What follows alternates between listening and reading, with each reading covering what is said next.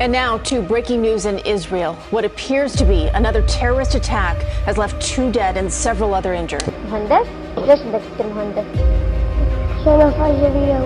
Killed in a terrorist attack in Israel. Taylor Force was stabbed to death.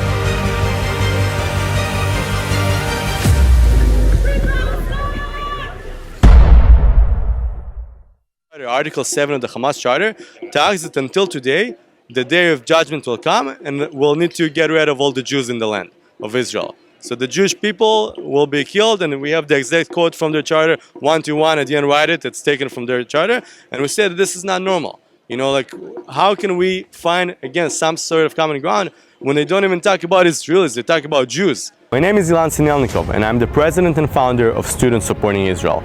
This week, we'll be traveling between college campuses across North America in order to teach students and educate them about apartheid-like policies that are being practiced by the Palestinian Authority and by Hamas.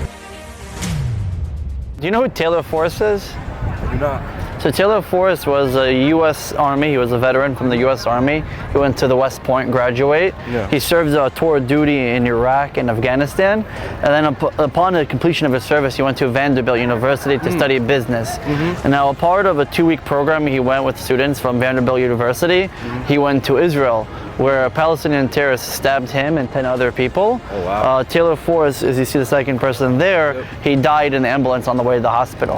Why am I asking you this? Why was relevant? Because when he was murdered, it comes out to be that the Palestinian Authority pays a salary to those that commit acts of terrorism, and they get rewarded for those acts. This is not a partner for peace, unfortunately. In schools, they put up like banners, and their role models are these Palestinian terrorists. And so these girls, there's a girls' school in Bethlehem, and they look in every day, they see this woman who murdered 2 Jews and injured 30 more, and they say, that's what I want to be when I grow up. Nah, this is the first time I've heard of anything. Did you hear that, according to the Palestinian Authority, selling land to Jewish people is prohibited, and it can be punished by death or by a life sentence in prison? Never heard of that either. In the Palestinian textbooks, it does 3 things: demonization, delegitimization, and incitement. What would you say if I told you that the Palestinian Authority, which is the government that governs the Palestinian people, they have this policy called pay for slay, where they actually pay Palestinians to murder innocent Jews, and then their family gets a salary, and the longer they're in jail, the more money that they get. What would you say if that was an actual fact? I hope that's not an actual fact, because that's not good. Yeah, unfortunately it is. It's actually a policy. The president of the so-called state of Palestine has his doctorate on denying the Holocaust. So when we come to the table and are forced to invite people to come to peace, we're going to peace with someone who did his doctorate denying the Holocaust. Even, I don't know if you know, but in the last few weeks, 11 Israelis were murdered in terrorist attacks. Christians, Druze, it doesn't matter. 3 terrorists, ISIS-style terrorists. One came on a motorcycle, one with a machine gun, and just in the middle of cities, killing innocent people. And sadly, the Palestinian Authority gives money to their families, and they give them a stipend. Teaching people to murder, the problem is that killing is so easy.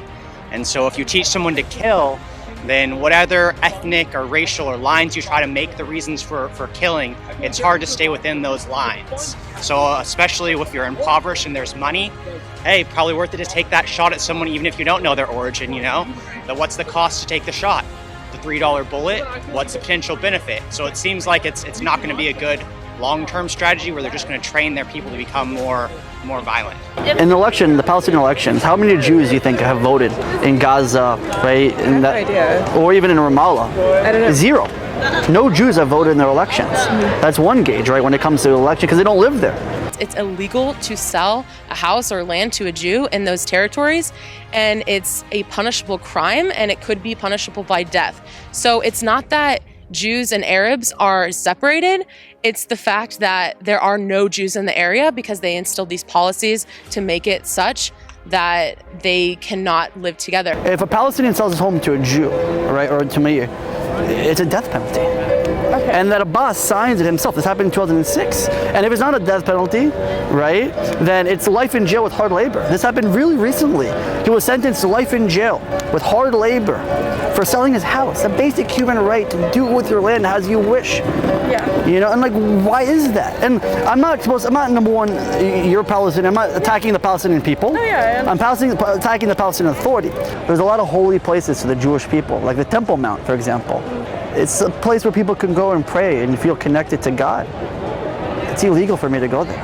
Well, if it's true, then it definitely paints the story in a different way. There's the Temple Mount, which is the number one holiest site in Judaism, and then there's al-aqsa mosque there. So it's also important to Muslims, but Jews cannot go there and visit unless they have intense security. Sometimes in the middle of the night, they can't be openly Jewish there. But do you think it's right as a Jew, because that's my holiest place too, and I know it's conflicted, it's shared space, whatever. Do you think it's wrong that I can't go pray there? I mean, yeah, obviously. Did you know, for example, that it is not allowed by the Palestinian Authority to sell houses and land to Jewish people in Judea and Samaria? Have you heard about anything like that before, or that's the first time that you hear something? I actually did not hear about that. I never heard about it. So is it like now it's only the government's case to be able to sell property? No, you can sell property as long as, you know, it's not to a Jew. Oh. Did you hear about the Palestinian Authority redirecting every year 7% of its budget to pay salaries to terrorists that killed Israelis? I have not. You know, the worse the attack is, right, the more time you're going to be in jail, the more money your family will receive. If you're a Palestinian and you saw like an Israeli dude walking down the street, like you say he's dropped his ID, and you walked up and shot him, you would get paid money. You're telling me without any context, he didn't have to be a soldier, he could be like a civilian, you would just get money for killing that dude? Yes. And if I told you that that family of the terrorists who killed the innocent civilian Taylor Forrest now receives a monthly stipend from the Palestinian Authority, do you think that is right or wrong? That'd be wrong. I'd see enforcing or kind of enabling that behavior. And the goal is a Taylor Force Act, right, where the Republicans and Democrats came together and decided as long as the Palestinian Authority is moving forward with the Why does it have to be America that does that? Because America gives them $500 million a year. I was not aware of this, I'll be completely honest. So I'm a human service major. This does not seem like any way for any type of healing, any type of forgiveness. If you want like something to heal, like if for peace to come about, you both need empathy on both sides if you want something to get out. But using violence and like almost like systematic violence, that's not going to help anyone. It's about $350 million a year that goes to supporting those that kill innocent civilians. Right? These are not IDF soldiers. These are innocent, like these 3 children who were kidnapped when they were hitchhiking, or Ari Fold, right, who was just going to a supermarket and was stabbed to death. And a few years ago, the U.S. government decided to conduct in Congress a law saying that the money that they give for foreign aid to Palestinian Authority is not allowed to go to families of terrorists. Do you think that's a good thing? If there is a terrorist killing someone, I don't think they deserve money in return. You want peace in the Middle East? I do. All this needs to change. That's why we're here, because we're telling the Palestinian leadership, not even the people, the leadership, please don't teach hate in the textbooks. It breaks my heart for these Palestinian people. Their salaries that they would get on their own just being a regular citizen is way less. So if you are in your schools and you're learning to hate Jews and that they're not supposed to be there and that they need to be killed and it's an honor to kill them and all of this, and then they grew up and think about this as a reality, and then they're like, okay, I can get way more money if I do this as opposed to just be a regular citizen. It's part of the system, like you said. I think I'll finish by saying the following. You know, that's the best conversation I had with someone that is Palestinian.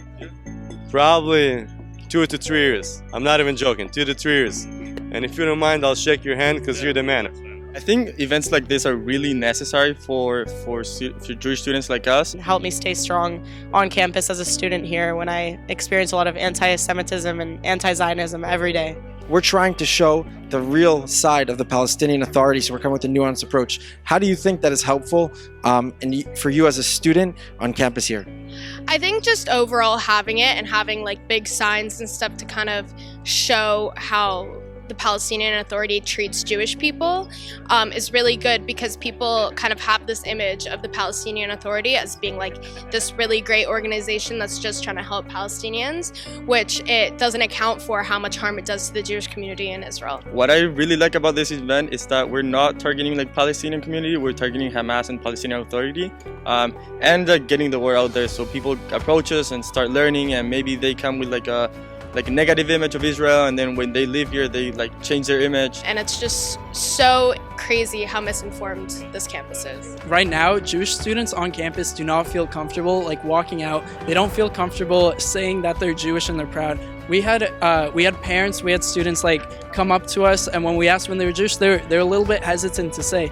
I totally support what y'all are doing. Thank you, sir. Thank you. It's good to like. I think sometimes people are afraid to say the truth. Yeah, of course. Not offend, and and I think a lot of people actually use that to like hide their own sort of like, oh, don't look at this because that's offensive. Certainly, of course. And I just love it. You guys are speaking truth. Of course. Thank you so much, man. I appreciate it. Thank you. So since a very young age, I've been involved in the Costa Rican Jewish community.